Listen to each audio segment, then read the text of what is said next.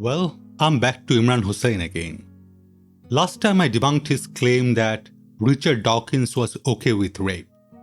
Today's response is to his video titled Why Atheists Need God to Argue Against God, Crazy Paradox. Before we start, once you watched this video and enjoyed it, please leave me a like. That being said, let's jump into it. So here's something really interesting, guys. The main reason people turn away from God, one of the main contributing factors to why people become atheists is the evil and suffering they see in the world. They can't make sense of it. Based on their interpretation of what they see, they reject God, they turn away from God. This is not a complete straw man fallacy, but I do see some similarity. His whole premise starts with most atheists is because of the evil and suffering in the world. Well, first of all, is that even true? Let's clarify something first. Turning away from God is not the same as not believing in God. At times after a tragedy, we see people blaming God, and most of the time the conversation goes like, "Oh God, how could you be so unjust? Why would you do to me / us? I will not believe you anymore. You are dead to me, God." Silly example, but you get the gist. It's like breaking up with your ex-girlfriend and not talking to her anymore. Why do people become atheist? Well, the same way people become religious. You're born, then you grow up. While growing up, you learn things like Earth is a globe, we landed on moon, and we all evolved from a single-celled organism. You get introduced to new information, and only your logical mind that would develop over time would help you ascertain the value. In a Muslim family, a kid from birth is being told of Allah. A Christian family would talk about Jesus and Easter Bunny. Hindus have a lot of really neat idols. That is how you indoctrinate your group. Get them while they are young. How did I become atheist? Well, technically, I prefer the term agnostic. Well, it's easier to spell. Well, in all seriousness, the only difference is atheist doesn't believe in a divine being, where agnostics neither believes nor disbelieves. We simply say there is no proof in this divine being and almost improbable for such being to exist. So, become an agnostic. I grew up in a semi-practicing Muslim household. Semi because my dad would go to mosque twice a year and mom would maybe pray 3 times a year. They were both doctors in London hospital. My dad was also an author. All that cumulated to me growing up amongst various books, from literature to science to history, you name it. I grew up as an introvert bookworm and a fast reader. I was bitten by the reading bug and soon was spending all my time in different libraries. I think the catalyst was a movie out of all things, Inherit the Wind. Watching that led to Origin of Species.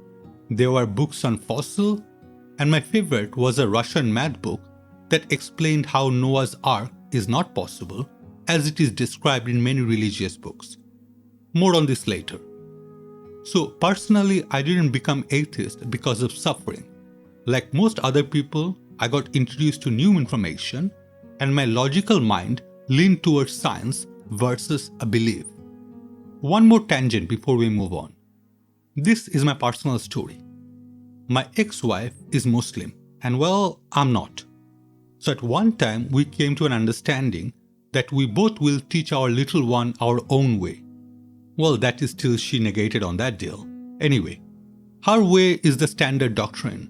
You are Muslim, Allah is the only God. Me? Well, I'm not an asshole. Well, most of the time I'm not. I got into the habit of reading to her at bedtime, even when she was too young. And I read from my favorite book, World Mythology. I'm talking about the uncut, uncensored version, where the great King Yudhishthir, whose chariot would always float above ground as he was so righteous and later ascended to heaven with his mortal body, had bet his wife Draupadi over a game of Pasha. Oh, by the way, Draupadi was shared between 5 brothers, though she loved the third one the most. Heracles was not the cut-down Disney Hercules, but the ravage warrior that killed off entire village of Amazonian women. Of course, I censored it while reading to make it a lot more palatable. And it also had a bunch of flood stories. If you ever read the world mythology, you'd see many similar stories being told in Abrahamic religion. It's almost as if existing stories and rituals were kept to appease the newly converted. I might be wrong though, being sarcastic. So Imran, I find your claim highly unlikely. Now, would you give us a source, or is it one of those belief things? But what's really interesting, and the irony here and the paradox here is this, that as soon as you turn away from God, that very thing that led you away from God no longer exists in any objective sense, nor are you in the position anymore to speak out against it or refer to it as evil and bad in any objective way or account for it. So therefore that you haven't solved the problem. The very thing that turned you away from God, now once you've turned away from God, no longer exists. Then in a strange way, does it even make sense in turning away from God? So I guess what I'm saying is, to solve the problem of evil and suffering, to really figure out what's going on here, to even be able to do that, the very first thing you need to do is go back to God. This is what I find most frightening, is some of you religious people base your morality on your belief. Well, suppose your Abrahamic God is true. So that includes all the Christians, Jews and Muslims. Yes, I know you guys have a lot of differences, but that pales in comparisons to the nutty things you agree on, starting from the certain creation myth to some of the prophets. Now, even if this God is real, I refuse to bow down to him. We're talking about an egotistical being with half of his commandments given to his creation is all about himself. This sadist, know-all being orchestrated the stage, knowing full well what would happen. He puts Adam and Eve in the same garden with the damn apple tree. Does that not sound like entrapment? This being wanted a father to sacrifice his own child.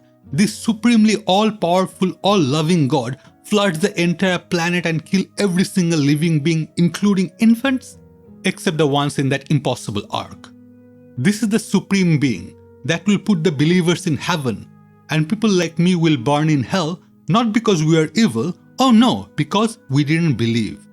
Your God is the ultimate cloud chaser, the bully who would burn you in hell because you didn't subscribe to his channel and liked his video. This is the being you derive your moral guidance from? Well, thanks, I guess I'll pass. I'll give him the middle finger, not because of suffering, but because the whole thing is a sadistic, twisted game to him. Instead, I make my moral decision mostly on society norm and what we have learned from our past mistakes. I don't need a God to know that murder is evil, in most cases. Before someone goes all crazy, if you had a chance to kill Hitler and stop World War, would you have done it? Enough said. Our social and natural evolution taught us to care about our fellow being. So how I feel about the hungry kids dying every day? It's because they are me and I am them. Same with war. We all should want a world where instead of spending trillions on warfare, we use that to feed every single people on the planet. No God needed. How about people without moral? Well, do you know why most people don't go out looting most of the time? Because of repercussion. We have laws in our society and we punish those or try to when someone breaks it. During the recent rioting, we have witnessed a lot of looting.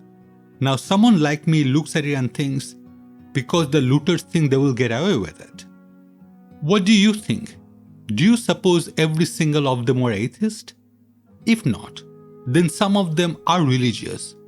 What happened to the morality at that time? Of course, there are people who wouldn't cause harm because of religion. Same way, some of us atheists wouldn't cause harm because of, well, principle. There is no paradox here. But at the end of the day, we're all human and we're all different. History has shown us over and over again that law of the society is what keeps the world in check. Well, you can do the same thing with religion to some extent. Then again, you can do the same thing with an authoritarian government. So that's not much of a statement, is it?